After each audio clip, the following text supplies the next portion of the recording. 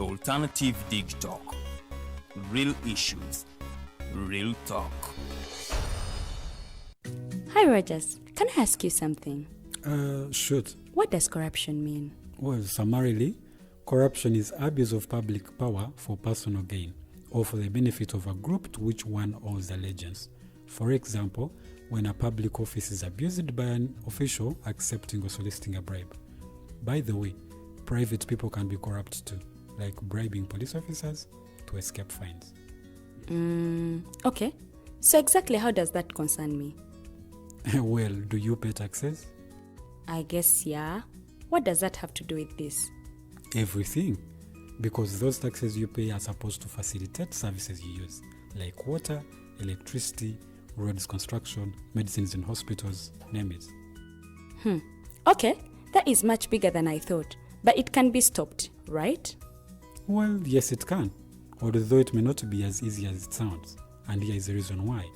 Corruption roots are grounded in our country's social, political, economic, bureaucratic traditions and policies. So, what has kept it going this long?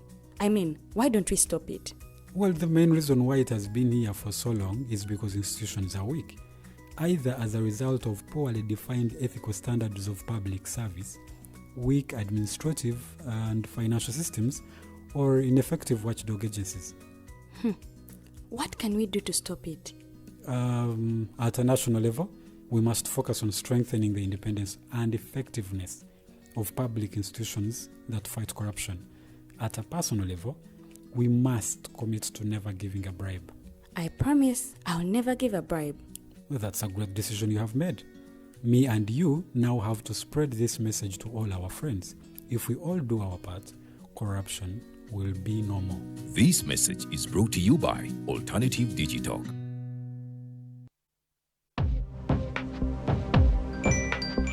Go to the church, though. Tawali man, what's up? Man, can you imagine people just dump everywhere? Someone drinks water and throws the bottle wherever. Come on, Rogers. What else do you expect people to do with an empty bottle? Simanya now, Abakaaba. Did you know that plastics take at least 450 years to decompose? What? That's a long time. Exactly. Because plastics are made out of a lightweight and flexible material that doesn't decompose easily. And plastics everywhere in the environment cause plastic pollution. What is plastic pollution now? It is the accumulation of plastic waste in the environment, like bottles, polythene bags, straws. All of these contribute to plastic pollution. I have been using them without knowing their effect. Yeah, a lot of people have. Plastics are a danger to the ecosystem, both on land and in water. So how can we overcome this problem? Is there something we can do? Oh yes, we can reduce by minimizing the use of plastics, reuse by repurposing them, or recycle by collecting and processing them into new products. Everyone wants to change the world, but no one wants to change themselves for the world. How about we change our habits for the world? And it starts with me and you. This message is brought to you by Alternative Digitalk.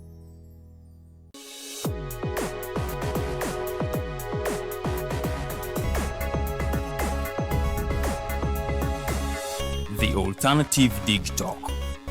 Real issues, real talk.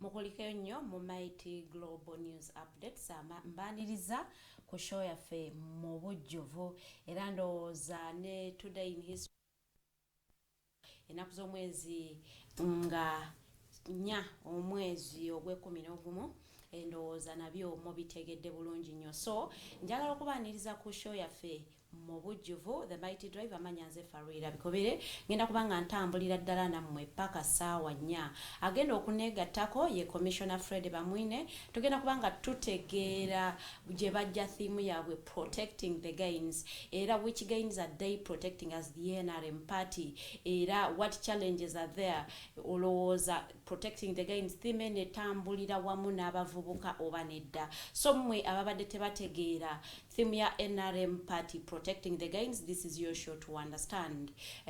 Jebava okugamba nti they are going to protect the gains. Was it researched? Oba batula butuzi ne balabanga temunange bakoze nnyo. They have a lot of achievements that I have to protect.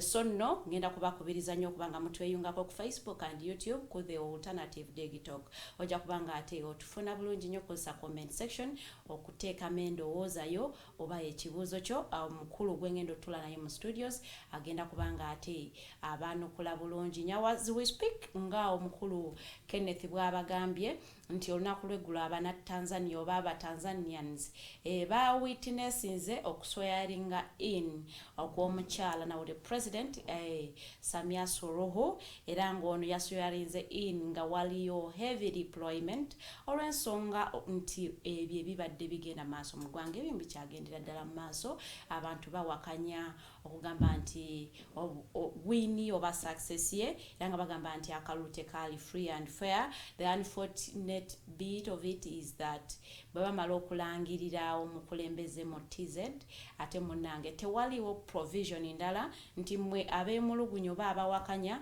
musobola ogenda mu kooti ne muteekayo okwemulugunya kammwe. Singa omuntu abaawa alangiriddwa nga president yoyo gwe mugenda okubanga ate mutambulira ddala naye paka ekisanja kye bwe kinaggwako awo nno ne mukwata ekirala ne musobola okubanga mukyusa obukulembeze singa bubeera nti akalulu kabadde free and fair ne kabakkiriza okubanga mulonda omukulembeze oyo gwe mukkiririzaamu era gwe mulowooza nti yayinza otwala ensi yammwe mu maaso. Ng'ovudde TZ ngenda kubatwalako wali eri egini munaye tujjukira mu mwaka gwa 2021 omukulu eyali akulira amagye ga gini Mama Dombo yavaayo n'akwakula obuyinza oba n'awamba omukulembeze eyali oweeyensi Alpha Conde mu mwaka gwa 2021 mu September ng'ennaku z'omwezi 5.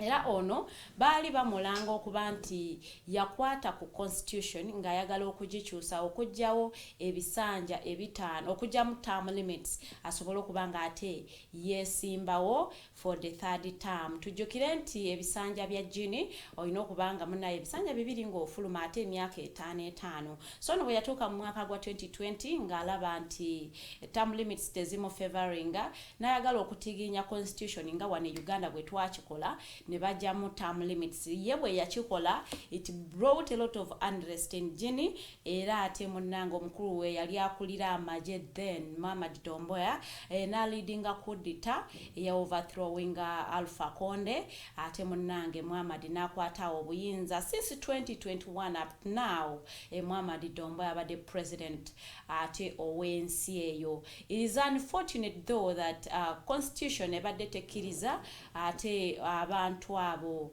oba abantu bonna omuntu yenna nga munnamagye okubanga ate yenyigira mu bukulembeze bw'ensi eyo. Omwezi gwa September still omwaka guno omukulu oyo naye yakoze referendum mu constitution okubanga ate kamwaka waayira kakkiriza bannamagye okubanga beetaba mu kalulu era nga bwe twogerera olunaku lwaleero yavuddeyo n'agenda n'alaga interest y'okuparticipating mu elections ezigenda okubeerawo on the 28th era nga agamba nti is part of those candidates abagenda okubanga bacontesting for president era nga ono bigenda mu maaso mu gini nabyo si birungi nnyo because major opposition candidates were forced okubanga bafuliwinga ensi yaabwe for their life ate bo abasigaddemu sibanafunafu nga bwe kyabadde Tanzania nti abasinga ababadde n'amaanyi babasibye ate bo abalabe babadde balaba nti basobola okubawangula ne babalekera kaliwe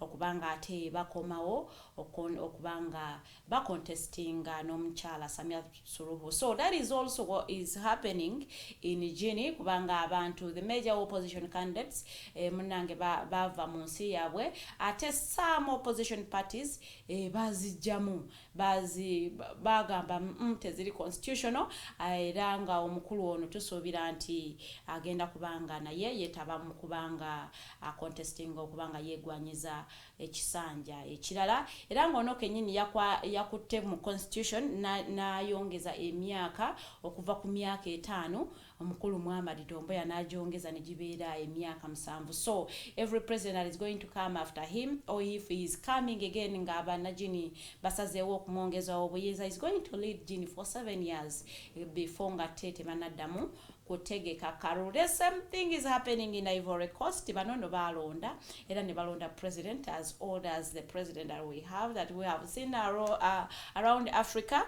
Era nga nayo akalulu tekali free and fair, basing on the reports that we have. Era nga omukulu naye ya making sure and the major opposition candidates abasiba ati abamu n'abalemesa n'ateekawo embeera eremesa abantu bano kubanga beetaba mu kalulu. Fortunately for him, he won with 58.6%. Era nga reports ziraga nti abantu abasinga tebajja oba tebeetaba mu kulonda as it was in TZ, nti abantu ba boycotting the election, but that didn't stop him okubanga ate bamulangirira nga president for the next 5 years in Ivory Coast. In Cameroon, mukulu Biya naye is going for the next 7 years. That makes him agenda kubanga ali mu buyinza for 50 years. That is if God grants him life.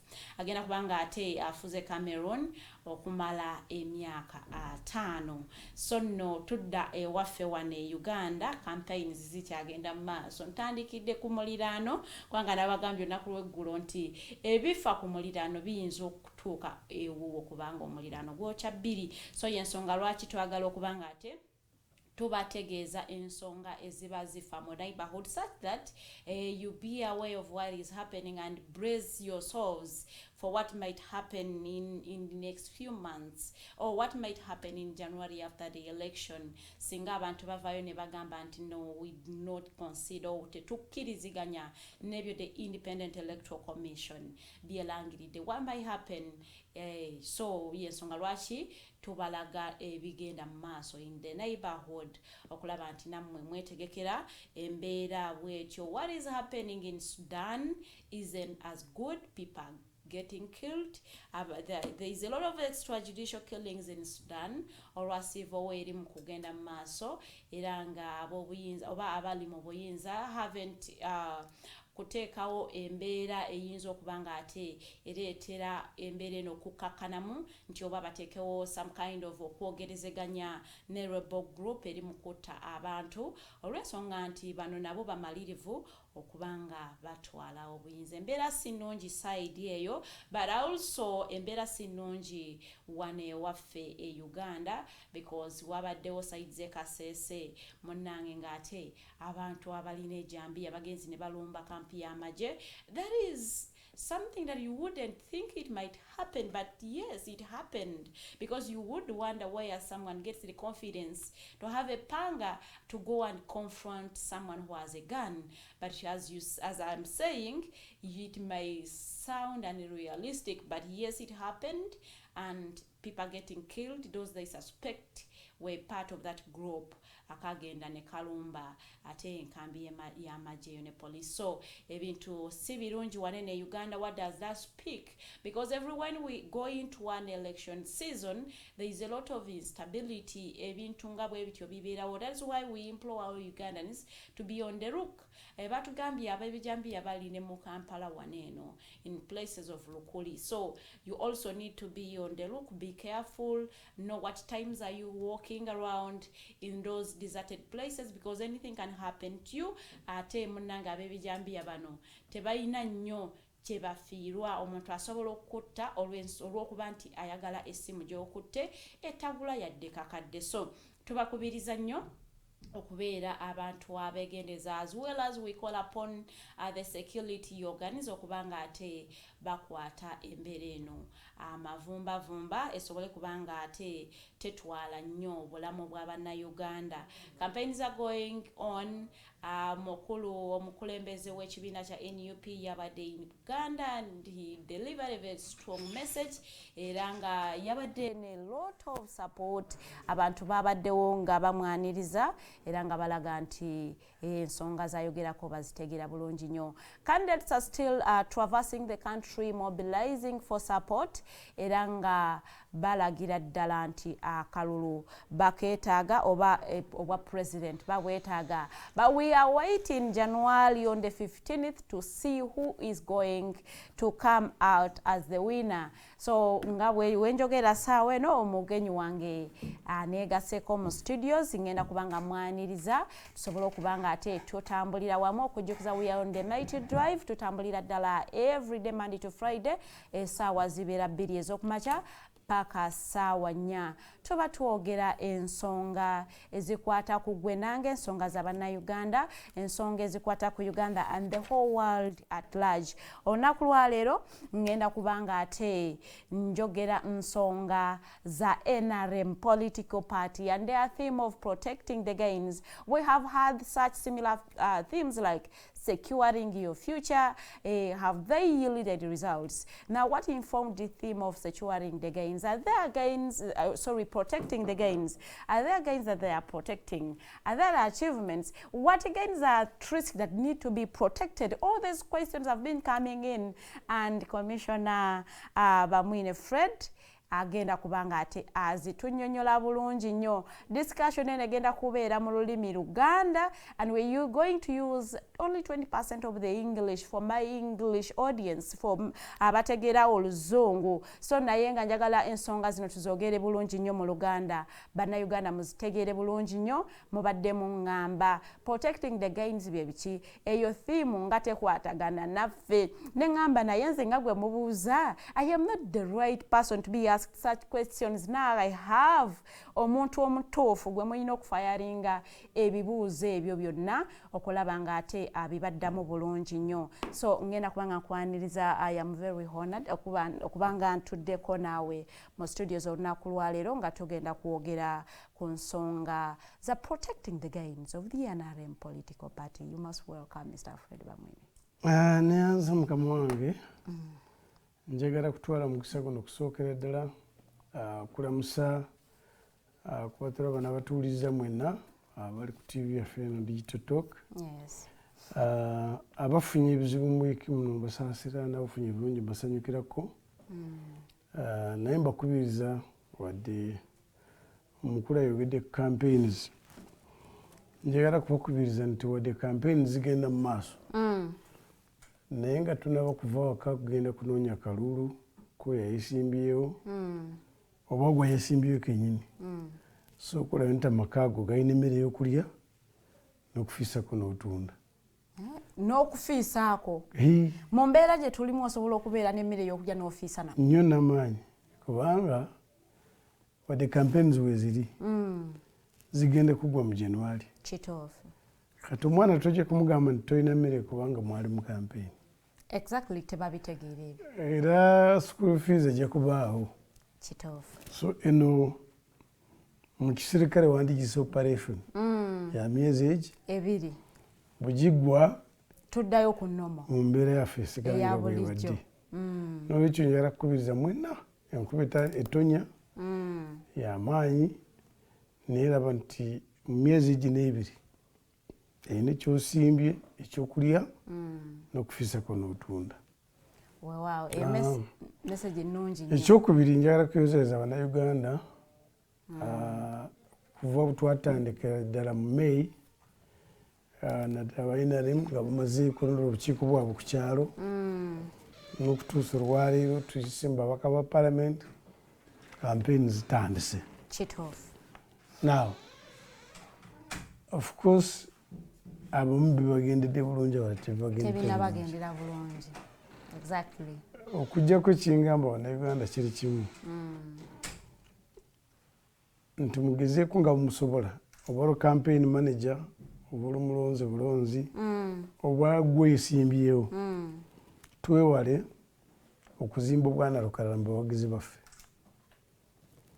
kubanga okulonda okwaggwa naakulabako naali mukono nga RDC.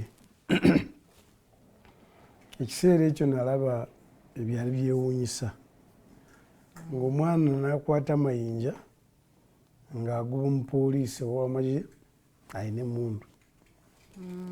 Ekyo nkigereganya n'omuntu okukwata ecupa y'obutwa n'aginywa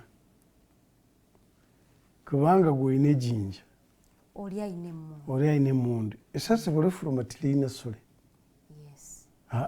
Liba likoze ki? Liba lifulumye.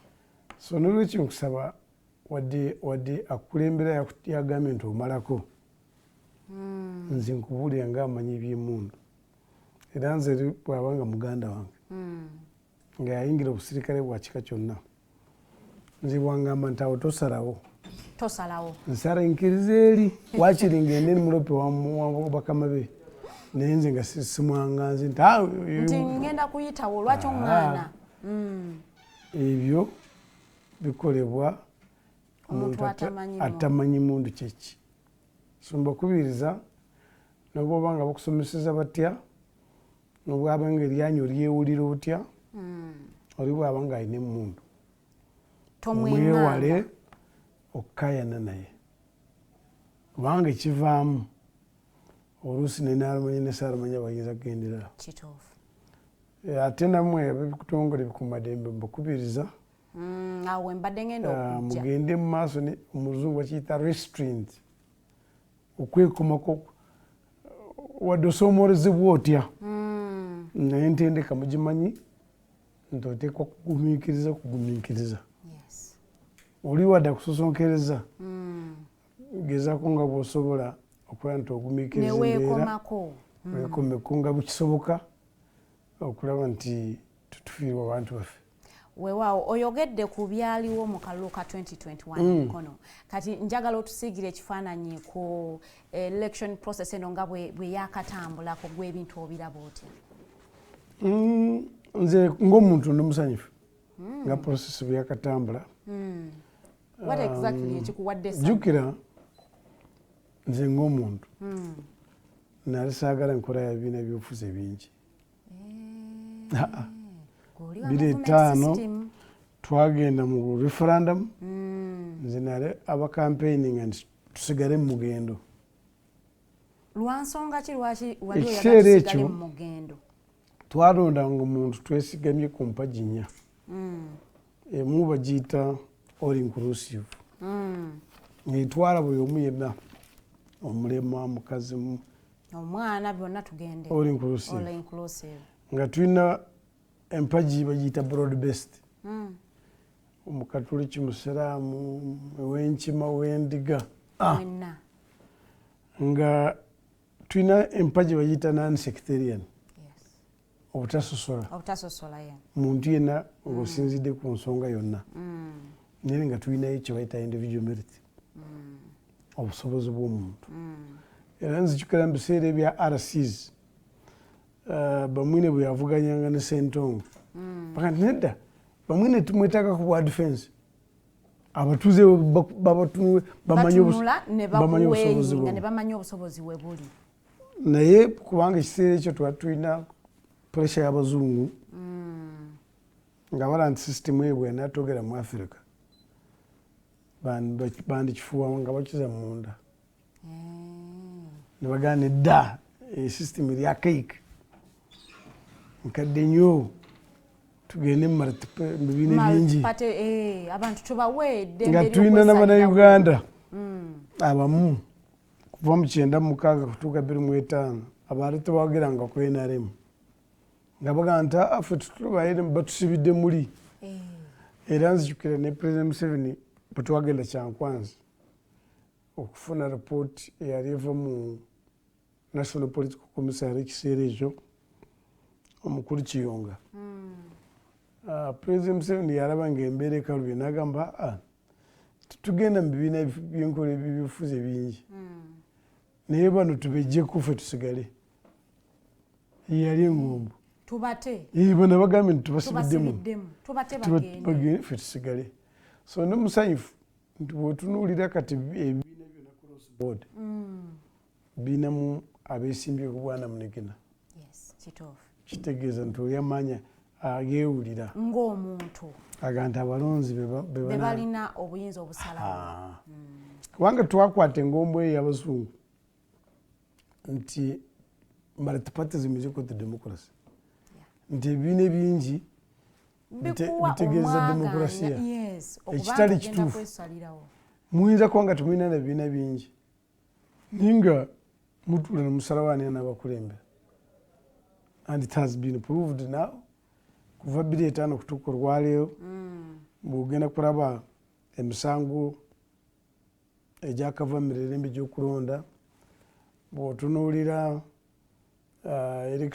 election petitions zeezo, bw'otunuulira tear gas ayakakozesebwa okuva 2005 okutuuka olwaleero, olaba nti tebiwumya nakabululu. So okusinziira ku submission yo ogamba olowooza Uganda yali ready okugenda tiyali ready n'olwaleero teri ready. N'olwaleero teri ready. Multipartyism weeyambye ensi nezigenda mu maaso. Ensi zisooka ne zikulakulana ne zifuna ensimbi ne ziteekamu, kubanga multipartyism kati nga buwadde obuuzi ebikampeyini nga bwezitambula, oyetaaga sente z'emmotoka, oyetaaga sente zitambuza abaserikale, oyetaaga kamera, ezo sente tuziyina, tuzikubya mpi. Era kyova olya nti bakandidate abamu tebasobodde nakutuuka buli wamu, kubanga esente election commission zeebawo tezikola ki? Tezimala. Era emisango oluusi lwakigikandaalira, esente zituwa ab'ebyokwerinda n'okunoonyereza tezimala. Olwayagala rekoda tegiina, ate bwebujulizi obwetaagisibwa mu kooti. Kyova olaba there is no country eyibayita kirimaanyi, ojja kubuuza Mr. AI. Superpower or upper middle income status. Yatuuka ku level eyo because of democracy and human rights. Kyanjawulo ki movement kyeyandireese, movement system nga multi-party dispensation tekireese? Kati movement system kyeyandireese nga multi-partyism tekireese. Yes, obanga ekittattanye. Oku emphasizing sectarianism. Kati akalulu kano kalaba, oli agenda kulonda bamwine kubanga baasoma bonna. Oli agenda kulonda bamwine kubanga bava mu ggwanga lyerimu. Oli alonda bamwine kubanga basoma mu ssinzizo lyerimu. Oli alonda bamwine kubanga nekikula bafaanagana. Oli alonda bamwine kubanga n'ekyambalo kala. Those are not issues that develop a country. So ntwesigama ku busongasonga, ntulema okuvuja ensonga semasonga zikulakulanya ensi. And it becomes very convenient. Ffe tuliba nze ndi wankima, abenkima naffe tulinayo waffe, enifuga ensonga nebeerawo. So what? Wenkima bwabeerayo ajja kutuusa ebizibu byaffe ndowooza. That is the politics that is being played. Kulonda olwo kubanga yambala kimyufu, kubanga yambala kyenvu. What's wrong? What's in a color anyway? Movement system olowooza omugendo nagwo tegwandireese ekyo. Because newe twandibadde mu mugendo nze nandironze commissioner bamwine kubanga amumanyi. Bw'obanga obadde serious ng'ogoberera kati campaigns, kubanga ndowooza tujja kukituukako. Among all the candidates, ani ayogera ensonga ezizimba eggwanga? Lwaki NRM egamba ngu we are protecting the gains as a leap forward to qualitative change in upper middle income status. Nga kugamba tumaze kukola amakubo amanene mwasanjala boda ku boda. Yesterday navudde Arua. 6 hours you are in Arua. Nekyakutwalira weekses 3 okutuukayo. Karamoja 5 hours Moroto. Nekyo mukibatwalidde emyaka 4 kituukako. Ate okuzimba okuyita kusaaga. Wali ozimbyeko ennyumba. So enguudo zisoose okukolebwa mwasanjala ezisinga obungi. Border to border. 2, ntubeera nekibayita human capital development. NRM yajja mu buyinza nga tulina university kati ziwera 6. Human capital development ziwera meka? 6. Abaana bazaalibwa ne bafa mu wiiki esooka. Ntuleeta okugema ekiseera ekyo twaziyita the 6 killer diseases. but now we immunize 15 abantu ne babuuka kuva ku million 12 kati tugenda million 5. All these are by design. Ekiseera ekyo tuwaliwo government kuva ku independence kutuuka ku NRM eyali ekulembedde Uganda nti ebyalo byonna ebitwala mu 7,200 biri mu mikono gya government apart from this one. All these 72,000 villages government ya Uganda yezikulembera. Era eyo government ya Uganda egenda mu myaka 4. It's not accidental. Twali tulina government wano jjukira ono President Museveni ne government ya mwenda. Kitegeeza nti waliwo 8 ezasooka. Kati ezo 8 waalimu ezaamala mwezi gumu, waliwo emyala ezaamala emyezi 2, myezi 6 government neekaddiwa. Naye era tekiba kya bwenkanya kwekomparinga abamaze emyaka almost going to 40 namaze tiwaliwo yabagaana kutuusa 4 2 years. But because the design was inaccurate enteekateeka teyalunungamu teyali ntuufu kiwavula government myezi 4 zigwa myezi 2 zigwa naye kubanga eno it's a deliberate design, strategic design nti government tebagifuwanga nga katadoba. So the security of the system of the country now is stable. Commissioner Osobola kuva gy'ovudde n'ojja wano n'okola talk show yo n'oddayo enkeera. Nti n'abantu tuyinza kufuna n'empunzi okusinga. How come? Uganda was the net exporter y'abantu abadduka kwenda mu buwanganguzi. But now Uganda is the net importer of refugees. Ako kabonero kalaga nti muli stable. Ekiseera kya 1986 nkwaga nkusikiriza osome kati bintu byangu biri ku AI. All essential commodities ezibaita essential eziriwa sabuni parafini asukali teri essential naawe kikyakwejarabye kale mafuta agakatado so sabuni eddagala nerisookerwako ebyo byonna they were being imported nga biva bweru wa ggwanga.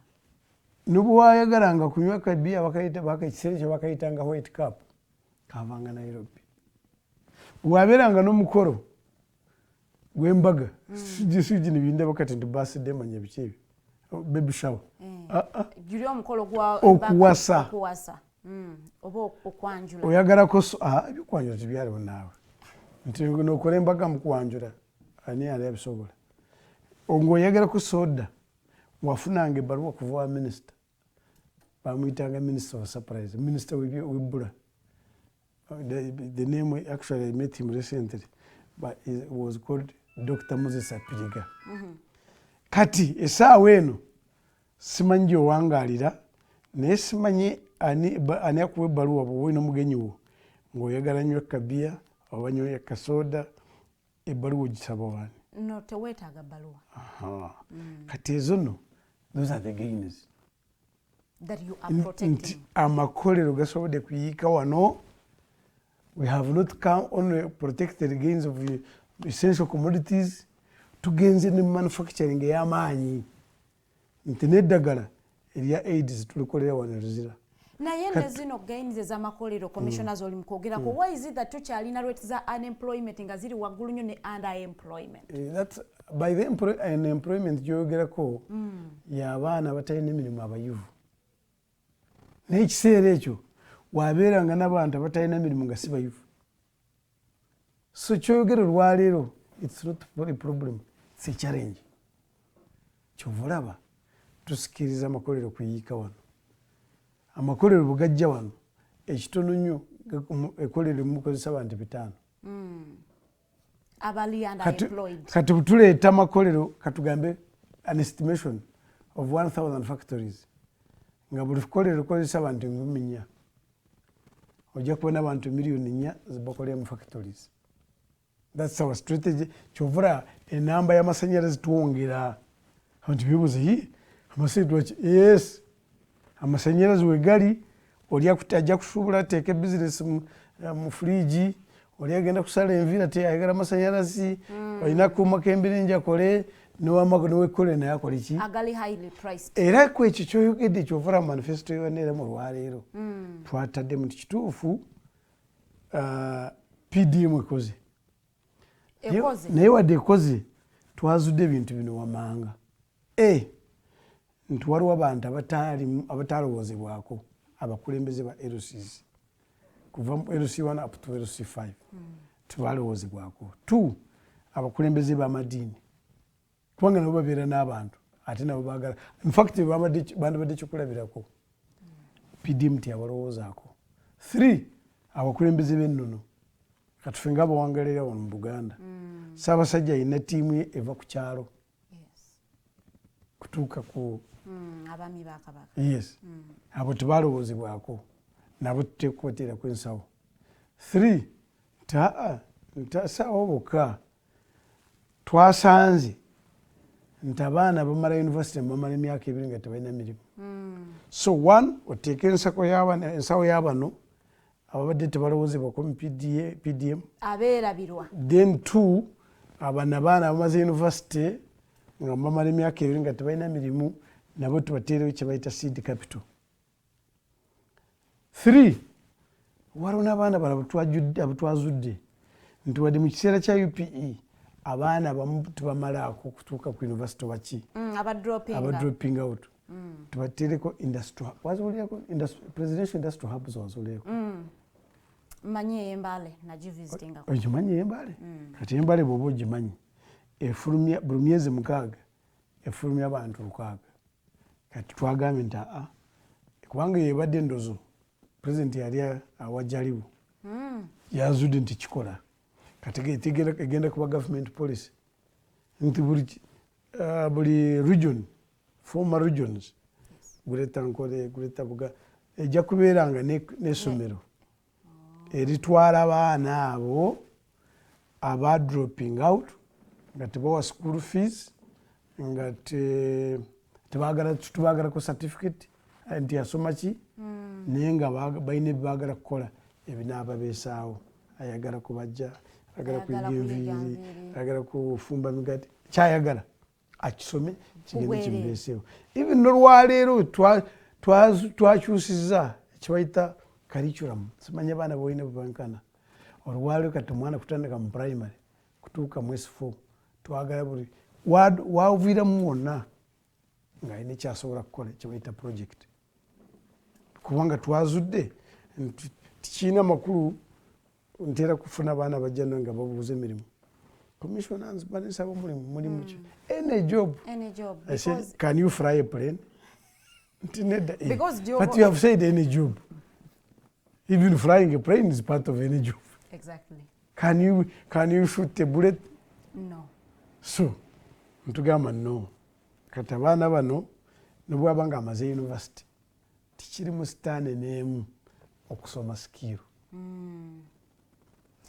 that is a good idea commissioner Bamwine njagala kuzaayoko wali katono nnyo ku ba university abaana abafulumye ne PDM nga bwe mwagiroolinga out and how it has worked olowooza enkola ey'okubanga muwa abantu ssente nti nno mubawa seed capital eri sustainable era mugenda kikola paka because n'abazifunyeeko ezo ssente tezidda mu government ziddawa it's a parish bank ffe abaasoma development economics bw'ofuna ensi nga Malaysia China Singapore ezo zonna India zikulakulana because of the village banks abantu baffe ekyomukisa omulungi bayiiya ate bakozi naye kibabulamu bwemanzudde nti nsobola katugambe nsobola kulunda enkoko akasente kenatandikisa nakajjawa kava ku banka yemuluka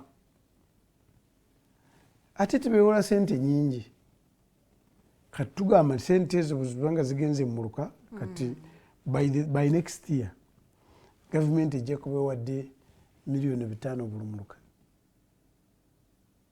500 million per parish kitegeeza nti abanaabeera serious omuluka gunaabeera serious guyinza obutadde mu kwewola kubanga ebintu by'abantu bibadde bigenda ono money lenders.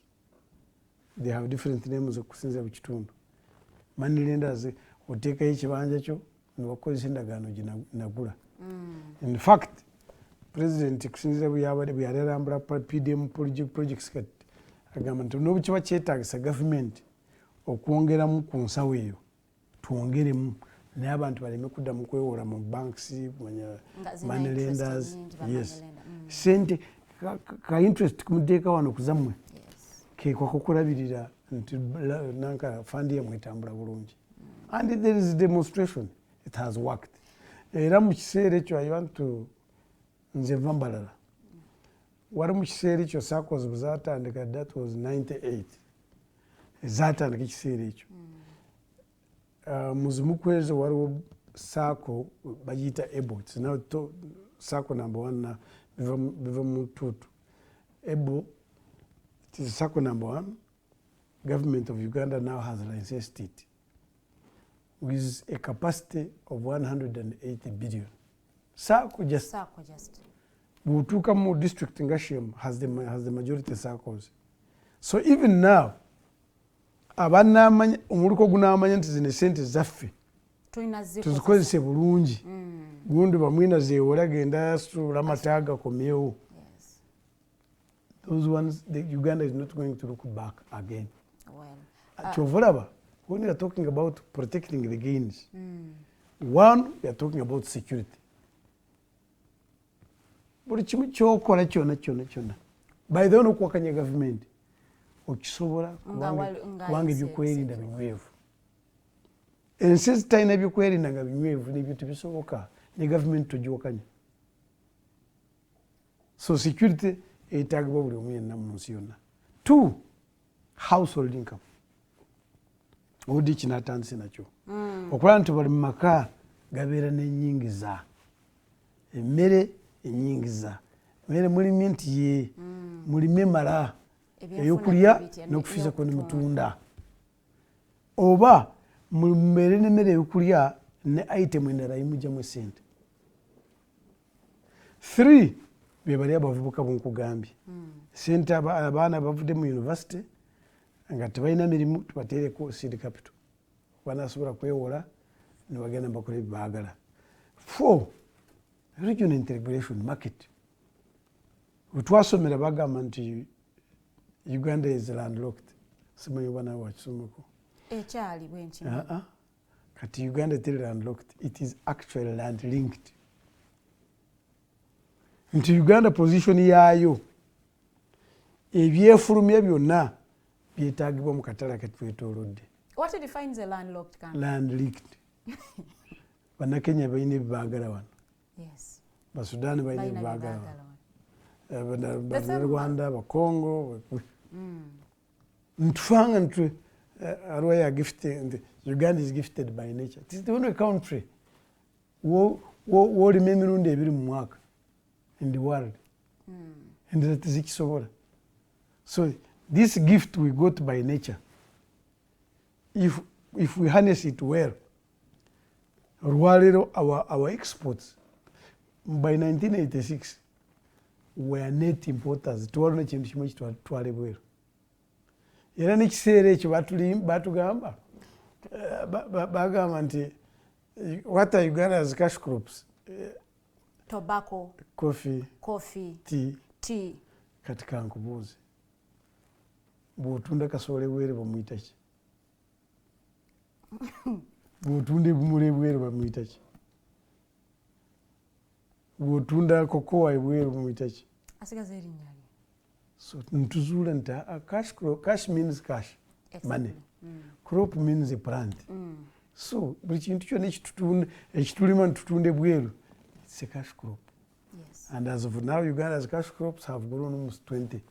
Kubanga bitukola byonna bitufulumya byonna bigenda mu katale k'ebweru, matooke, binyeebwa, bijjanyi, everything. Kati ekisigadde kwe kulaba kati nyinamu enjawukana ntono ne government. awo nga tetunnagendawo commissioner nja nkuzeeyo wali eri ku industrial hubs kubanga initiatives zino ezisinga zemuleetanga ekibiina zijja towards akalulu nga kasemberedde ekireeta bannauganda okulowooza nti these are political initiatives zemukozesa okubanga what happened to skilling Uganda? And it's part of the industrial hub. Skilling Uganda was also part of the presidential fund. Naye ng'ekiseera ekyo basanga abavubuka mu kitundu ne babayigiriza ebyemikono. But this time president yagamba naye lwaki mu masomero gaffe ga UPE abaana bakyalemererwa kusoma. Kankigezese. Abaana tebasobola kusoma nga tobataddeko ssente. That's why now katontadde ku namba y'omusanvu. We are saying mu kisanja ekijja buli mwana yenna ow'omugaga n'omwavu bateekwa kusomera bwereere mu masomero ga gavumenti. Because it's not possible nti buli omu asobola. Bamwine n'egunda abaagala okusomera mu masomero amalala babatwale mu ga private. Naye aga gavumenti gonna they should be totally free. Naye nga gakyali free wotunuulira status twakizudde nti tegabadde free. That's why we are saying ekirungi etteekawo eriri. Headmaster n'omukiiko lwa management abaagala kuteekako ebisale bya fees they should resign from their positions before that time comes. Yes, we are committed nti munnauganda yenna asomere bwereere.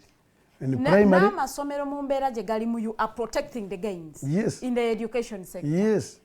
Why? Embeera y'amasomero commission obugimu. And protecting it as a qualitative, as a leap forward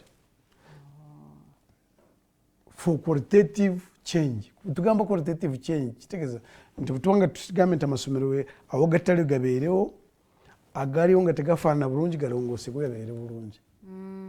That's the issue. We don't stop at protecting the gains. No. As a leap forward. Yes, for qualitative change to upper middle income status. So, regional market, ebimufulumya byonna tulabe ntulina we bitunda. Tulabe ntulina emikwano n'abatuliraanye. Kubanga obaga ntumulira n'ogwokya bbiri. Baba mikwano gyaffe kitegeeza n'ebitufulumya kijja kuba kyangu nnyo okubitunda. Singa muba mukoze emikwano ne bannayibba. Ntuzuula ntwadde byonna bikolebwa waliwo abantu abaagala kukola business through technological development. N'olwekyo tusaasaanye bagiyita internet tisimanyi biteeka mu Luganda nti buli kitundu kyonna internet etuukeyo. Ono ayagala kukola sente ku simu waddembe wali wonna ekigendererwa kiri kimu nti by 2040 Uganda should be an upper middle income status of $500 million. Upper middle income status? Yes. Ensensuubize. Yes. Kubanga tukimanyi nti sente zeetaaga kukola ebyo nabyo nga zigenda mu maaso tulina amafuta gagenda kusimibwa mwaka ogujja. By the way, awo ne Uganda bandabadde balaba nti n'obusobozi tubulina. Obusobozi tubulina nga tulina public debt eri waggulu bwetyo. Kati kankubuulire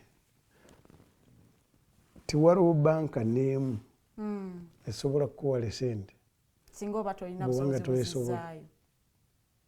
Tosobola kuba ng'ovuga gaali bulijjo n'ogenda kweyazika emmotoka ne bagikuwa.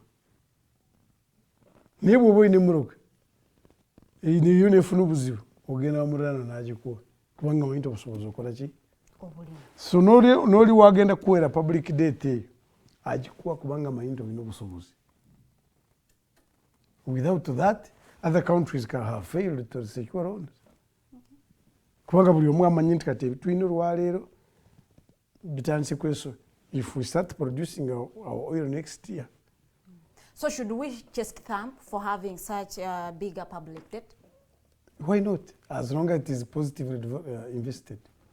Bw'oyoola sente n'oteeka mu masanyalaze, n'oyoola sente n'oteeka mu gaali y'omukka, n'oyoola sente n'okola exploration. Yesterday but one n'alabye nti twayongedde kuzuula amafuta amalala agatanazuula kati ebyo byonna biraga nti okay the money was invested objectively. Kyova olaba olwali tulina amasanyalaze agamala ne digital talk naye esobola kuhostinga commissioner kubanga amasanyalaze kubanga ekiseera ekyo abannauganda mutera kweyerabira we had 60 megawatts 60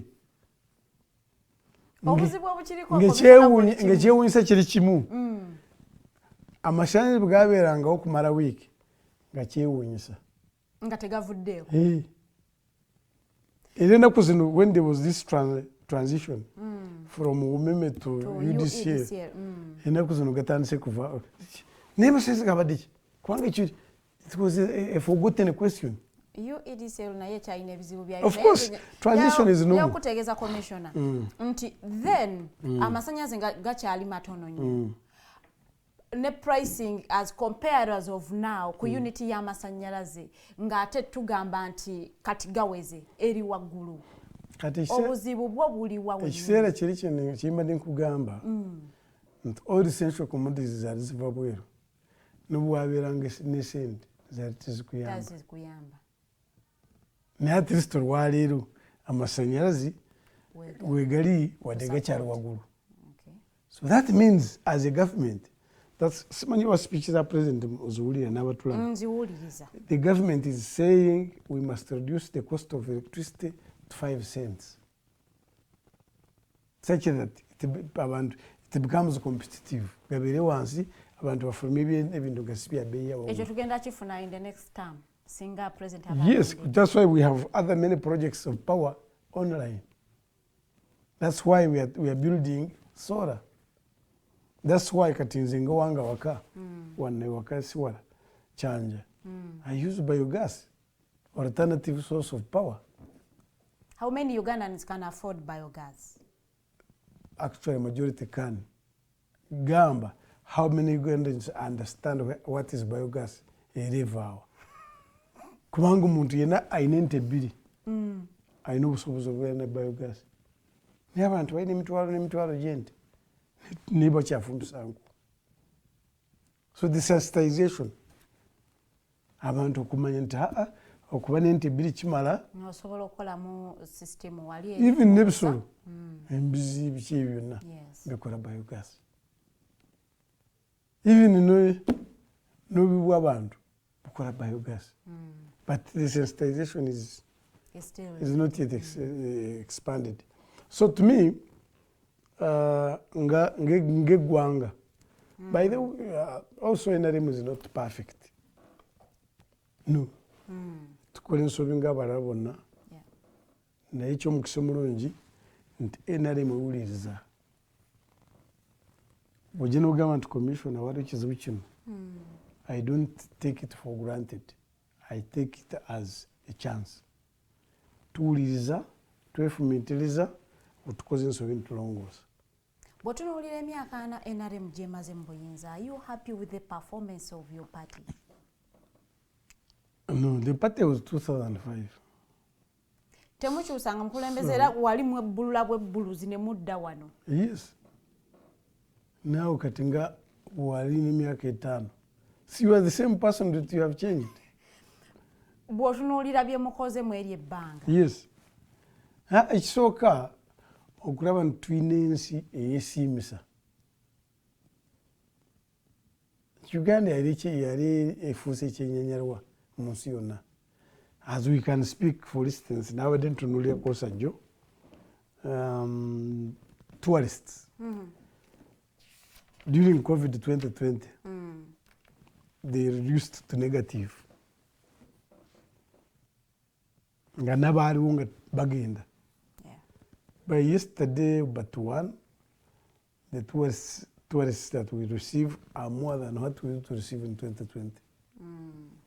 Whatever abantu bakyagyettanira nti gye baagala kubeera kitegeeza nti ebikolebwa bisiimibwa abantu bangi era byesiimisa. Naye yo si nsonga ffe ate tutunuulidde nakavaamu ka Mutaka Bumaali.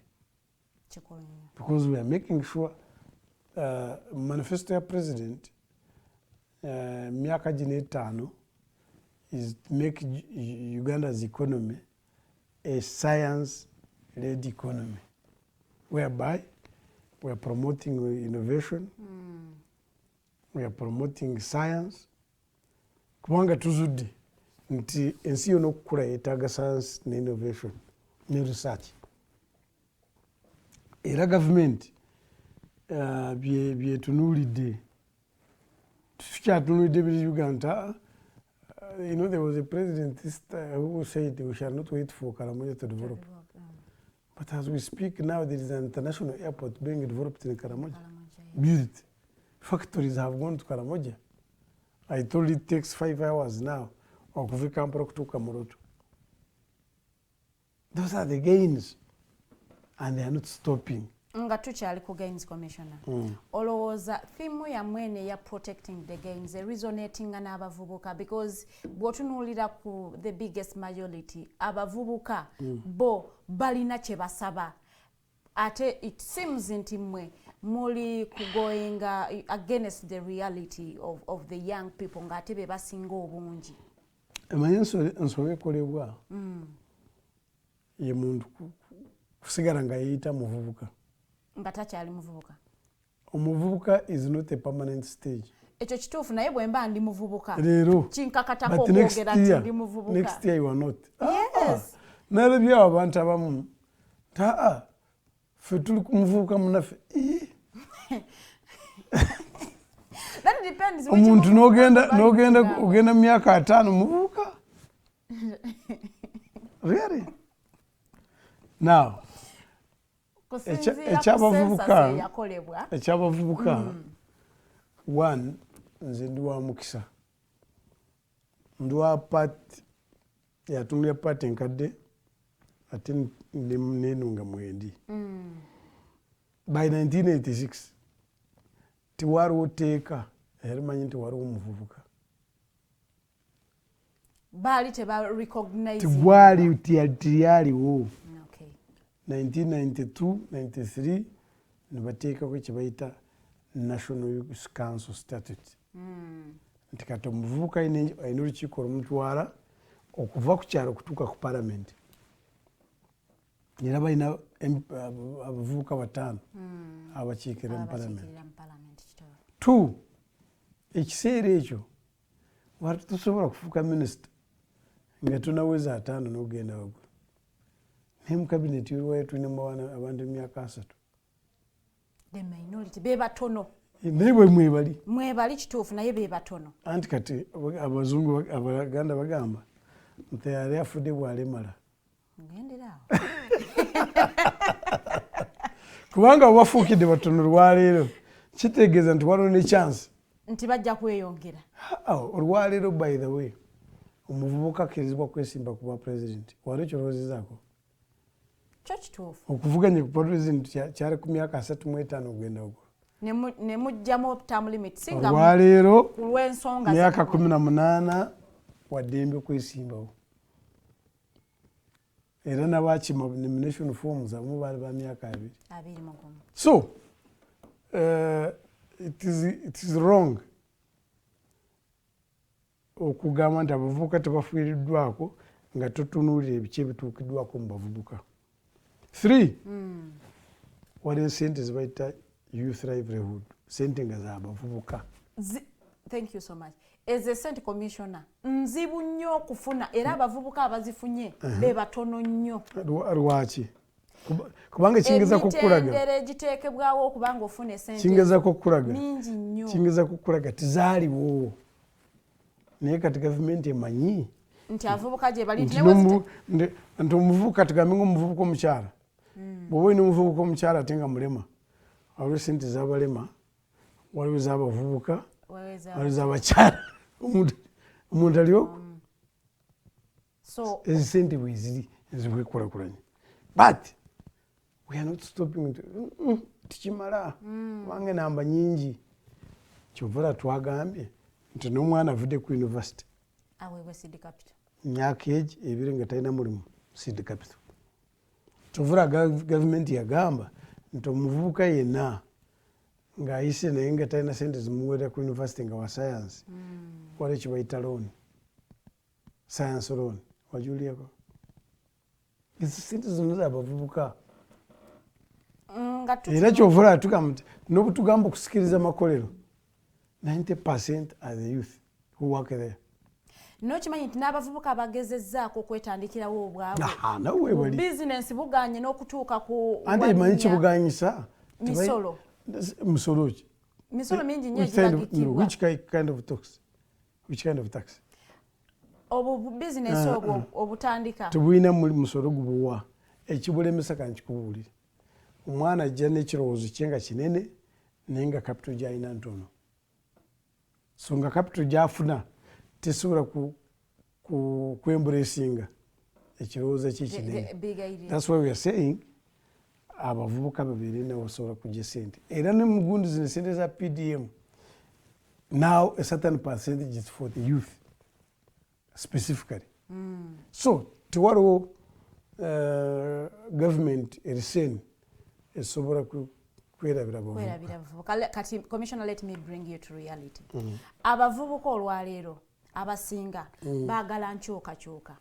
Ekibiina ekiri mu buyinza mu bintu bingi nnyo, mu bukulembeze, mu ngeri mu byobulimi, mu health, engeri institutions za government bwe zikulemberwa ne bwe zitwalibwa. Kati government eri mu buyinza olunaku lwaleero egamba nti tugenda ku protecting ebyo bye tutuuseeko nga as a leap forward. Uganda olujja lutya nga tweteekateekera kubuuka. Okay. Olowooza muli mu kurelatinga n'abavubuka obalwaleero kye beetaaga? Singa tikibadde kituufu, I don't know if you are following up.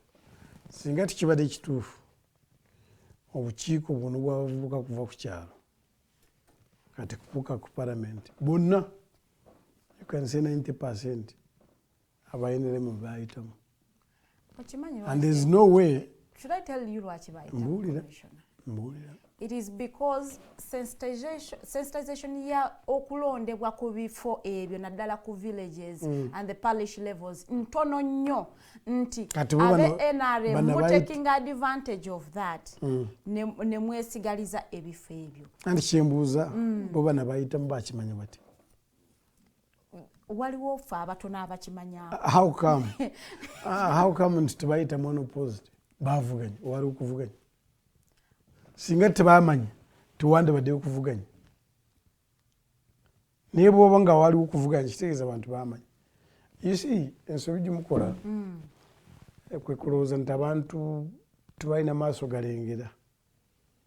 Bagalina. Let me be brutal. Abantu abalina maanyi mu campaign olwaleero. So according to me, Kyagulanyi, President Museveni, Muntu, Nandala. According to me. Yes, the four people. Zikiriziganyisa naawe kwekyo. Bw'otunuulira enjogera yaabwe bonna. In relation to their manifesto. Yes. Ani asinga kujjayo okunyonyola okulungi n'okukwata ku bavubuka bennyini. Puroguramu ennungi. Obulungi bwa puroguramu kitegeeza enaasobola kukyusa embeera zaabwe ez'obuntu. Buli omu alina engeri gy'ateeseemu abavubuka mu manifesto ye. Nedda. Wazirabako manifesto zonna? Nasomako eya Nandala ya FDC. Nagisomako. Eya Kyagulanyi wagirabako? Eyo sigirabako. Naye nasomako eya Nandala. Nomanyi nti yagenda kulunkinga manifesto nga wadde brochure nga tegiina. Can we come back to the theme? We're in campaigns. Twogera ku campaigns nga buzitambula. Ani aleeta obubaka? You cannot launch something you don't have. Ate sinze naliyo era kati kirungi ghostinga show. Nze ya Prime n'oyagala saawe njikuwa ngiina wano. Nira okay, kulungi kagamba nti yaliyo. What about after launching? But even launching came after finishing 3 regions. Kati agenda kudemu regions zizi yasooka nga tagiina agenda kukola ki? Yagiina mutwe. Okay. So, what I'm trying to say, ani alina obubaka obwesuubi Uganda nti egenda kuba nnungi. That's the issue I'm trying to say.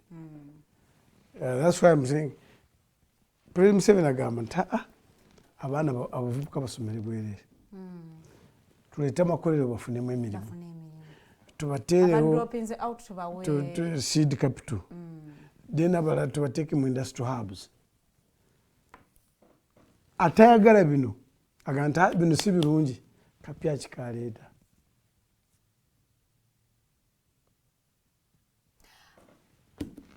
ngenda kuvaako ensonga saagala kwogerera ba candidates balala tosaanidde naye kasita kirungi nze mbuulira bali abatulaba. Ensonga ya corruption ne weak systems kubanga zituwa accountabilities ezili in place era nga mugamba tolowooza nti ebintu bino biyinza okufailinga the gains that you are trying to protect kubanga corruption abaddewo akyaliwo given the efforts ezibadde ziteereddwawo but still corruption wali.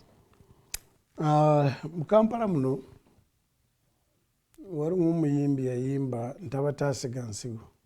Balinze makungulu. Oyo mwana simanyi ani ayimba oluyimba olwo naye oluyimba lwe lwa makulu mangi. Abanayuganda basinga obungi basoma emitwe gy'amawulire.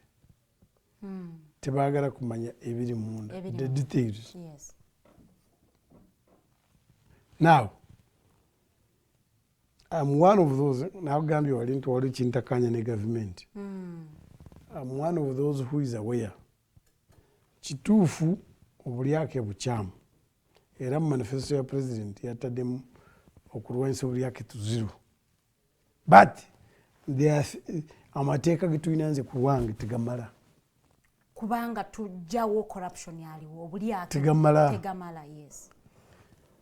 We must make corruption risky. Omuntu atye. Bwe tunaasiga n'amateeka galiwo tujja kulwanyisa obulyake naye kasoobu. We must have harsh punishments to wrongdoers. Tusindika kabonero nti kino tikikolebwa. Naye bwe tuba nga tusobola kukyusa amateeka ntuteekamu ebirungo by'ebibonerezo ebikakali, corruption tajja kuvaawo mangu. Ajja kulwanyisibwa but will take longer. Nze nzikirize yange nali nkula my mother bwe yalaba nga olina eddalu oyinza kwokya banno yakwatanga akagalo ko n'akakwasa katado nekakwokya kuva ku olwo n'omanya nti omuliro gwokya togusembereranga. So we must make sure nti tulina amateeka amakakali agakwata ku bulyake and it does not take a lot. You prosecute nolowooza waliwo wiire ekola amateeka ago okulemesawo obulyake because yes and no. Yes in a sense nti President Museveni namulaba wano 2016 bwe yamala kulondebwa yagamba Abakaaba Parliament bakamala kutulonda batuwadde ekisanja mandate mbasaba tukwasize wamu mumpa amateeka amakakali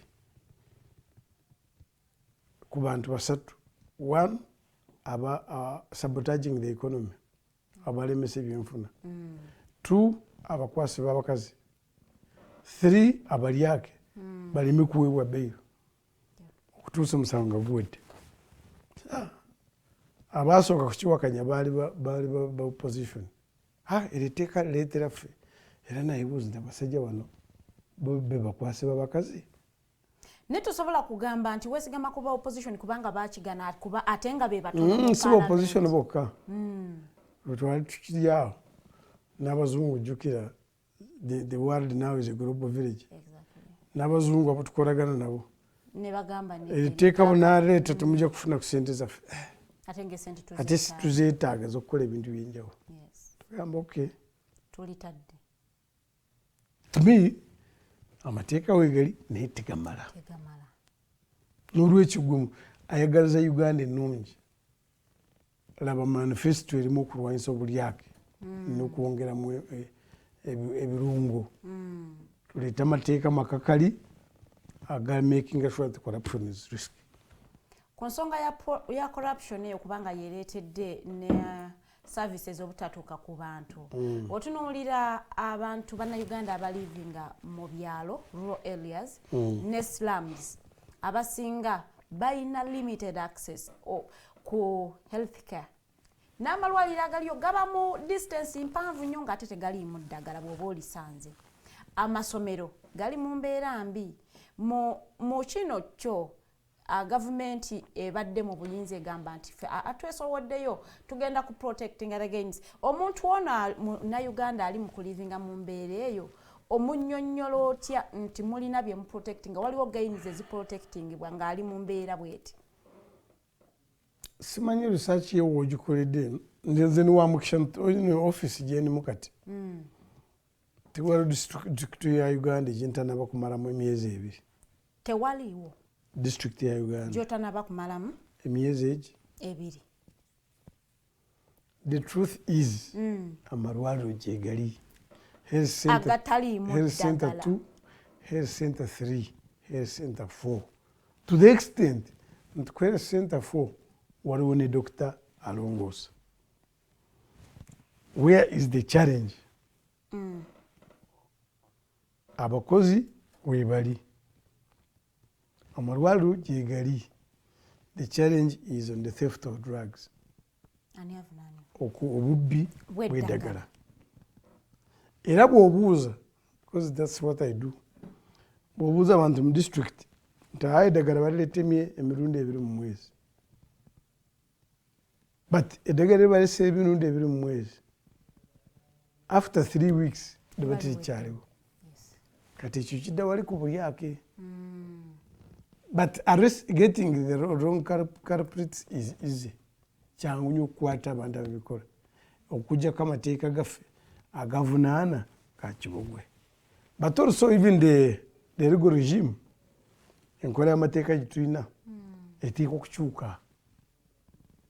Kubanga enkola y'amateeka gye tulina, 1 egamba nti omulamuzi bw'atandika omusango tolina buyinza kumubuuza nti omusango gutuusewa. Tolina buyinza obukumugamba nti ng'omusango oguluddewo. Nze ngamba nti ekiteekwa okukyuka. Such that n'omulamuzi naye nga bwebampa katala kugenda mu district ez'enjawulo naye bamuwe katala nti buli mwezi teekwa kusala emisango bwegiti. 3 nti abantu abenyigidde mu bulyake bwebanga bakwatiddwa tubaweereza ebibonerezo ebikakala ebisembayo. 4 nti n'emisango gy'obulyake omuntu bw'akwatibwa taweebwa beyiro, abye obuwumbi n'obuwumbi enkeera omusango ku street ng'atambula.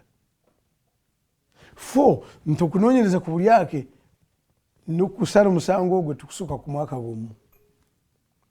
Kati bw'oleeta amateeka g'ekika ekyo, I can tell you corruption in 1 year can disappear. And some of us are committed to do it. Naye democracy yamwe gye mwaleeta tuteekwa kutambula ne bannaffe buli omu musika mpola mpola. Kati ate mpola mpola ereeta obulyake kugenda mu maaso. So we must decide ng'eggwanga kiki kitwandyagadde. Okulaba nti emisango gisalibwa speed, okulaba nti abalyake tubawesa ebibonero bikakali, oba business as usual. Kati ekyo kyali anatulaba. Kituufu kyoyo agenda okulonda mu January 15 nga twogera ku bulyake ne services obutatuuka ku bantu. Njagala era twogereko nga tetunnaddayo ku issue ya security kubanga yeyo area yammwe esinga amaanyi gye mwesigamako. President bw'abadde ng'atambula ng'alambula projects za parish development model.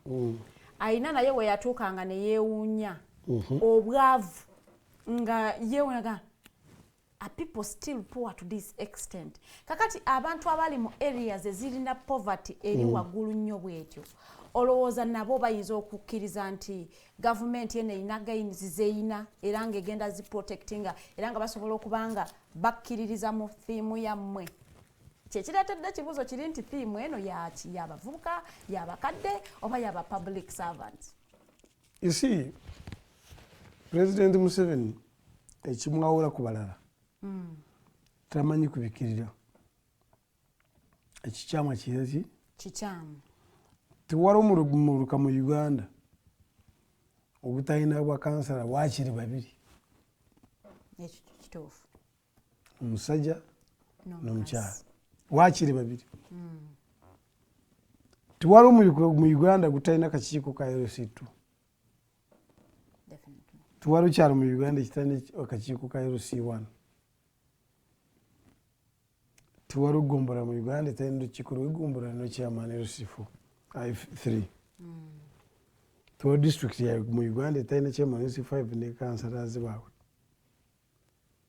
Then tewali constituency mu Uganda etalina mubaka. That's right. Ate ebitundu ebimu birina n'abakulembeze b'ennono. Bateeka abakulembeze b'amadiini. All these leaders basaanidde kubanga bayamba abantu kuva mu bwavu. So president bw'abuuza ekibuuzo ekyo aba asoomooza mmwe abakulembeze n'abalonzi. Bambwine bw'aba nga talina kyabayambye lwaki mumuzaayo? Okulonda kuno kuzze mugenda kulonda ani? Weesiimye toyeesiimyewo. Abavubuka osanga mutandi gwe bayise abavubuka. Saawezi biri mu tawuni. Si bayise bavubuka. Saawa biri mu tawuni naffe tuwaliko abavubuka mukulu. In your time, era mwali mugamba nti fe abavubuka bino bye twanga. Fe obuvubuka bwaffe tuwasanga nga muvubuka mu tawuni saawa bbiri ng'ali ku njaga n'omweso ne luddo. Ani aleetedde n'embeera? Kiri kinjogedde demokulasiya n'eddembe ly'obuntu, ddembe lye okukola, ddembe ly'obutakola. So President Museveni ayewuunya bamwine bwaba talina kyabayambye mumukkiriza mutya kubeera emyaka 2-3. Ye abaffe mugenda kulonda ennaku zonna beesimbyewo. Ketukulabye tukyafudde. Really? Twokyemu. It is because your government you're supporting yaleetera commercialization of politics nti mwaleeta sente ne muziyingiza mu byobufuzi. Naye abalina obuyinza kusinziira ku ssemateeka yaffe be bana balonzi. Badembe abali mu bwavu abatasobola gaana sente. I can tell you abantu bali babiri. Bamwine ono bamwine muteesa n'okwogera ate n'ebya palamenti abisobola. Naye ekizibu ki masanda gaffe ne talina kaavaako baga tawunzika.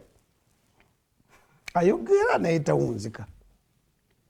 Kati bw'onaayetaaga wunzika lw'anaaba ayiseemu nga talina kyakoledde lwaki oba weewuunya. Neze ndowooza nti kiri intentional. Gavumenti ye ekyagala kibeerewo ekityo. Ani alonda? Omulonzi ye munnauganda.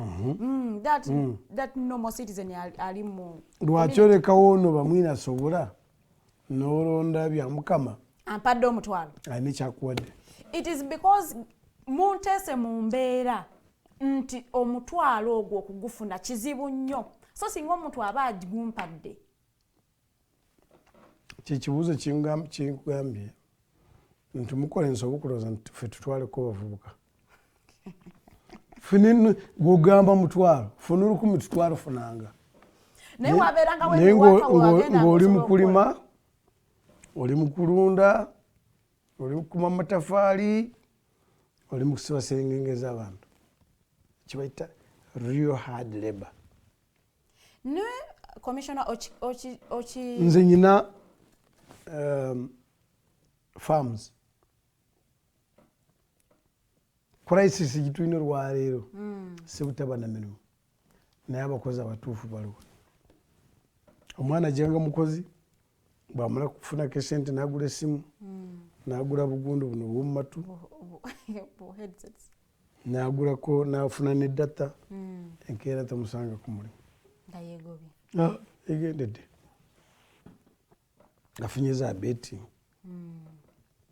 and it is not true nti olwaleero abantu baavu kusinga luli. No, okirabirawa how many houses are searched now and how many were they then. Nze I could remember mu luka gwaffe kumpi buli nyumba yali ya ssubi kumpi, but you can now look for one and you can't get it. Okuva mbala kutuuka e Kampala kyatwala ennaku 4 kati kitwala essaawa 4. All those are not signs of poverty. Mbadde ngamba mukwano gwange producer wa show eno ntuuse nsambya nennema okutambula because of jam naye mubaavu abantu baavu naye jam kati abaavu babeera batya n'emmotoka ng'abantu baavu mmotoka piki ebyonna tebyaliwo. No, so we need to be honest kubeera ab'amazima kuffe gye tuli n'okumanya nti twogera ku ggwanga lyaffe ery'Abannayuganda bonna kyenkanya. Well, ngenda kubanga ntandika okuyitako mu comment section okugyayo ebibuuzo by'abantu ntusobole okuba nga show yaffe ngiwunzika bulungi nnyo. Onagamba you say they are gains to protect but the cost of living is high vis-a-vis the standard of living. What plans does your party have to solve this? So there is a cost and standard. Yes, sure. Standard efaanana etya? Standard neetaaga nsasule ennyumba y'emitwalo 5 naye ng'embeera y'ennyumba eyo egwana essente zonsabye, si kunsaba mitwalo 5 naye ng'akayumba kompa ku 5 kaalibadde kasaana mitwalo 10. That is the standard. Abantu basobola okubanga Abaganda balogera nti omumpi wakoma wakwata. Ate ayogedde bulungi. I remember when I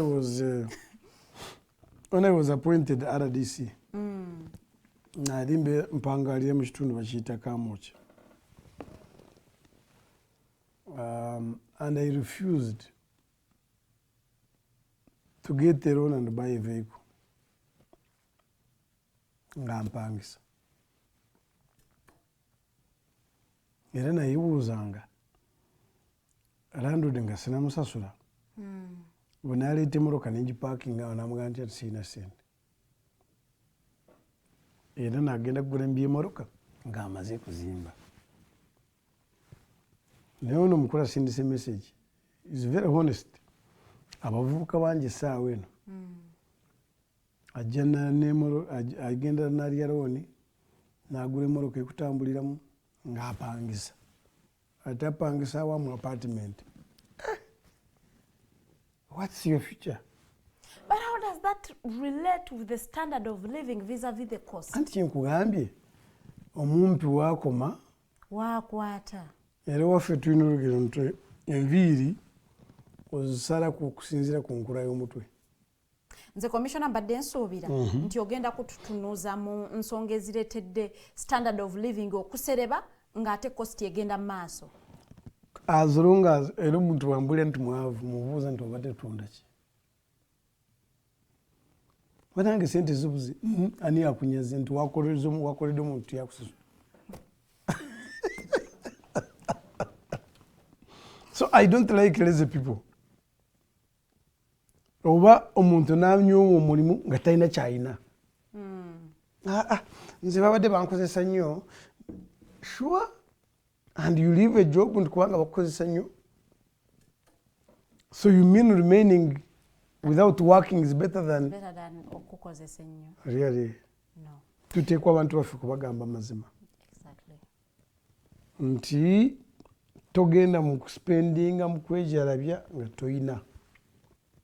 By the end of oba ng'oyina, you must spend strategically. Ng'omanyi nti owoozitadde olwaleero enkya ogenda kufunako nnyingi. Naye n'okwata essente n'oziteeka mu supermarket n'oshopinga ne ziggwawo. N'okwata essente n'oyingira ebbaala. Ffe abasoma economics, the principle in economics, the marginal propensity to consume must be lower than marginal propensity to save. Yes. Naye omwana ennaku zino ayingira restaurant n'emitwalo egi afuluma nga bamumanja 15 ng'alidde ne ziyita ebira azimazeeko n'alya n'alya n'ebbanja ate bwafuluma obwavu twakitujjako omwavu. So abasoma economics bagamba nti bw'oba olina emitwalo 2 lyako 15 otereke mu kitundu.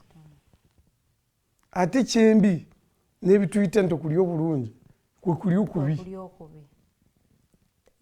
Yingira hoteri olya ennyama maana oteekako ki n'ojja mu diabetes ne pressure. Toyagala kulya bijanjalo, toyagala kulya binyeebwa. And those are the best foods recommended. So abantu baffe tuteekwa nga tubabulidde mazima nti tosobola kusaasaanya ky'otalina. Ate n'obwoba ng'olina ssente ziteeke w'ogenda kufuna ekinene. Katuddeyoko ku nsonga ya security obadde ogireese nnyo mu mboozi gye tubadde nayo, naye njagala kutunuzeko criminality eri ab'ebijambiya abali ebundi bujjo Kasese in relation to the security and how you are chest thumping and you have protected the country. What is your response? What would you say ku ebyo ebigenda mu maaso side eyo? Naye kati otabise bibiri. Insecurity and crime. Crime causes insecurity. Crime bwe bumenyi bw'amateeka.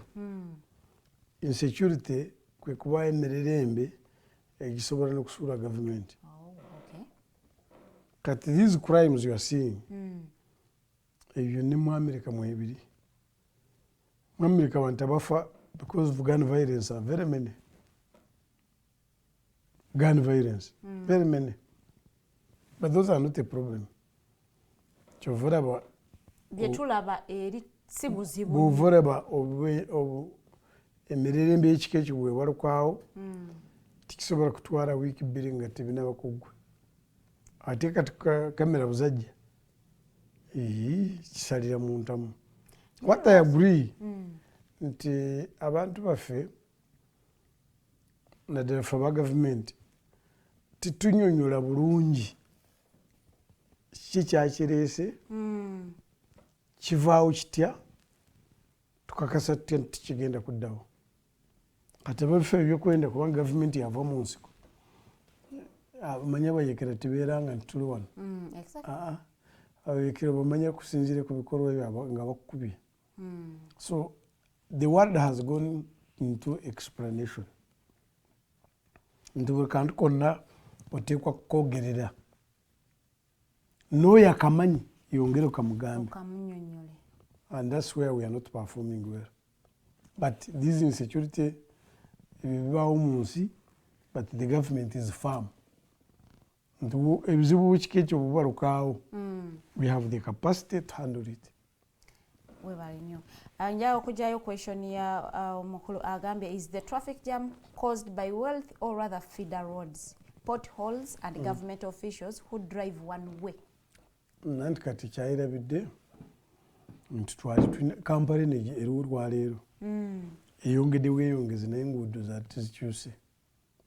Enguudo zezimu naye traffic jam teriiwo. Nanti amakubo mabi kyayogerako. Nedda kati ate gagaziye n'okugaziwa. Waliwo agatagaziye. Yes, agamu tegagaziye.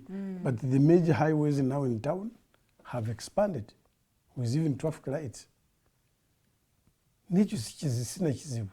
How many vehicles enter this country per month? Yafudde okuzimanya. Ewa bw'atunulira muliraano waali simanyi wasindikidde message. How many people had vehicles 10 years ago and how many have vehicles today? Ebyo byangu nnyo. Tubyetaaga na kubiwozaako. So, it is true, but the question is simple. Kubanga ensobi era ebyo biva mu kurunninga gavumenti. Osanga waka taata ayina emmotoka, mukyala ayina emmotoka, mutabani ayina emmotoka, ne muwala ayina emmotoka. Emmotoka nnya mu nnyumba egi buli omu afuluma ng'avuga. okimanyi nti okijjayo bulungi nnyo point ye nga bw'abadde agyogera nti waliwo a small group erina that has contained the money nti basobola okuba nga baaffordinga 5 cars in one homestead. Kati bwe bafuluma bwe bati bonna ne baleeta German, it gives this picture of Uganda ine emmotoka nnyingi abantu bagaggawadde naye nga waliwo group y'abantu abatono nnyo abagaggawadde. Era kidda wali ezo group nga ebiseera byaffe nga tuzaaliwo. Society eringa engalo zino bwoziraba teyenkana. Zino engalo zobwoziraba zino ziri ku muntu y'omu, emmere gindya y'emu, naye luno olugalo tusobola kusinga kwona obuwanvu. That is the society we live in at every stage. Ne mu ggulu waliyo bamalayika. Society abantu tebasobola kwenkana, but that's not the issue. The issue is very simple. Why do you take all these vehicles? Ebyensi bimaze nti temukyayetaaga, temulina kyemwetaaga ekirala. Ekyo njagala okukiziganya naawe commissioner. Naye difference teyandibadde, the gap between abalina n'abatalina teyandibadde nnene nnyo. Ekibuuzo kyangu nnyo. Wabuuza gap kiki kyokola oba kiki kyotunda ekyadibye? Ekinnyongo ekyadibye? Nkola ntebe zange saazitunze. Abasinga obungi abo tebalina kye bakola. Ntera kubuulira abantu esimu zino buzajja omuntu akukubira commissioner nti nze bya Mukama oli otya gyendi enkuba etonye agenda kumaliriza 10 ezi 2 zigenze ninga talina kyayingiza. Nze bunafuna essimu zino naali sisobola kukubira muntu essimu omanyi nti ansinga sente nobuvunanyizibwa ng'omubipinga enkubipinga bw'oba olaba nti ndi wa mugaso ojja kunkubira. Abamu n'obabipinga tebakuba. Kitegeeza talaba mugaso gw'olina gyali. That's what it means. Kanjewo komenti ya Robert. Robert yagamba webali kuweereza mbuliza commissioner mbu protecting the gains mulimu n'amataba agalumbye abasuubuzi downtown. You see, Mr. Robert. Robert ate musanyukidde. Omanyi muntu ow'enviiri si mwangu. Ekiseera kyaliwo nga Kampala ejjudde ensiko wano wali abantu ne bagamba nedda ensiko eteekwa kuvaawo ne bifuuka ebizimbe. Kati ebizimbe byazze kubanga jjukira amataba ago ganoonya ensiko eri yaliwo. Mwaenkrochi bazimba mu bifo ebitali tebakulimba. Kampala yo netudde ku lutobazi kikulimba. Kitegeeza drainage system y'enkyanga. The design, the plan of the city. It is the one which is wrong, and the method of construction. Oyo Robert y'omukwabo guno mugaga kizimbe kyaguno kiri kye nga basanyufu emboozi ku stage awo nga kati sebo ekiseera ekituuse nti ebizimbe biwadde biwaaniramu byazimbibwa bubi ne bitaataganya entambula y'amazzi. But this one is not the first. Sifu abasoose wabula bukibaawo ng'ekyo abakulembeze badda mu kisenge. What we call a boardroom. What do we need to do? Plant amataba gagenda n'ekibuga kisigala nga kirungi. So tuleme kwerabira gituvudde. Well, ngenda kumaliriza ne question ya Scholastica Hanson. I am live from Sweden. Webale kuweereza. True definition of protecting the gains kuliko land grabbing, left right, human violation of human rights, individuals in basements, killing of citizens, disrespecting Uganda's constitution. It is Oyabeera wa? Sweden. Kankyogere mu Luzungu. I despise him. lwaki is not a Pan-Africanist. kiki ekikuleetera okulowooza nti tali pan-africanism? Obusosoze obuli mu Sweden, Abaswedish nga batutunulira nga amazike. I wouldn't expect Robert to be there. Embeera eri wano yamusindiikiriza okugenda. Artificial life. Okwagala new comfort zone. Let him come and we sort out our problems. Kati byaduze ebizibu byavuddewo. Tebyavuddewo nayinza okuba nga let him come and be part and parcel of the solution. Kati asuubira ani agenda kubitereeza. Abali wanene. But he's raising very pertinent no, issues. Tell. Bw'aba nga yakiraisinze atakasubi alina mungo, that one I'll listen. Naye bano abatiitiizi bano abafulumya eggwanga. Abatiitiizi abo. Do you know how they are treated in Sweden? As if they are monkeys. Please. Naye omuntu bw'oba olina omwoyo gw'eggwanga Uganda jangu ebizibu byogererwa tule ku meeza tusale amagezi tubigonjoola tutya. Commissioner olowooza omuntu yandiyagadde okuva mu comfort zone n'agenda gye bamutreatinga Yes, ng'ezzike. because people want comfort zone. They want artificial life. N'abaogeddeko. They don't want touch in the soil. Bw'oyita abayivu wattu mu Uganda mwendi. Diguli 3 n'ebirala. Bw'oyita abakulembeze mwendi amwe full commission of government. Naye nga sinaba kujja kutooka wano nsooka ninkwata mu busa bw'ente. Please come from Sweden. Komewewa. These are in exile. They are self-exiled, self-imposed exile because they want a comfort zone. Tiwari wagenda kujja ekisubi mu liiso ng'eriryo. Bw'oteekwa kaya nti liiso linuma oyamba kuyamba kiveemu. Jangu tutuule tutereeze ebizibu bya Uganda. Ne Sweden gy'oli si birungi. Waaw, tweyanziza nnyo. Abatulabe mbasisomye comment yo naddala abatulabidde ku YouTube ku Facebook akadde kankutte naye nga njagala okubeebaza okubanga mutambudde naffe okuva ali ettandikidde ku ssaawa 2 paka ntugenda okunzikira show yaffe ku ssaawa 4 ez'okumakya olunaku olwaleero. Commissioner agenda kukusaba osiibule abatulabye olunaku lwaleero balekereyo ne message. Abatulaba n'abatuwuliriza abali mu ggwanga n'abali bweru. Njagala kubasaba tulina eggwanga limu baliyita Uganda ly'Abannayuganda bonna kyenkanyi. Oba oli mu gavumenti oba tuli mu gavumenti laba nti kyokola kyolowooza kyopulaninga kitambuza Uganda kugijja weeri kugyongera mu maaso n'esi kyekyo kisobola kuleeta emirere embi. Katonda abeere namwe.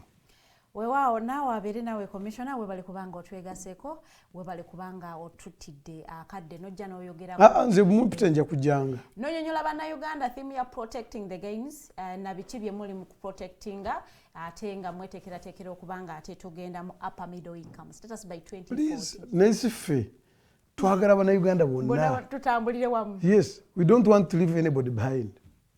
An all-inclusive economy.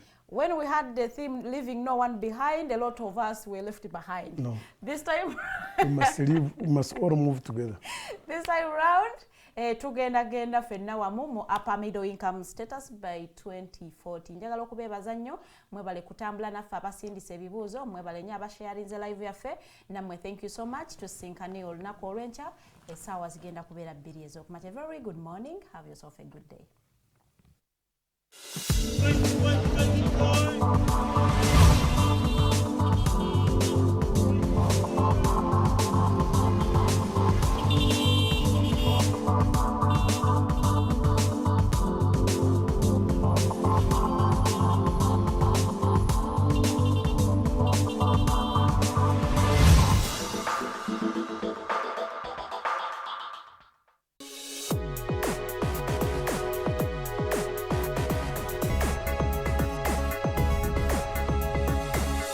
The Alternative Dig Talk.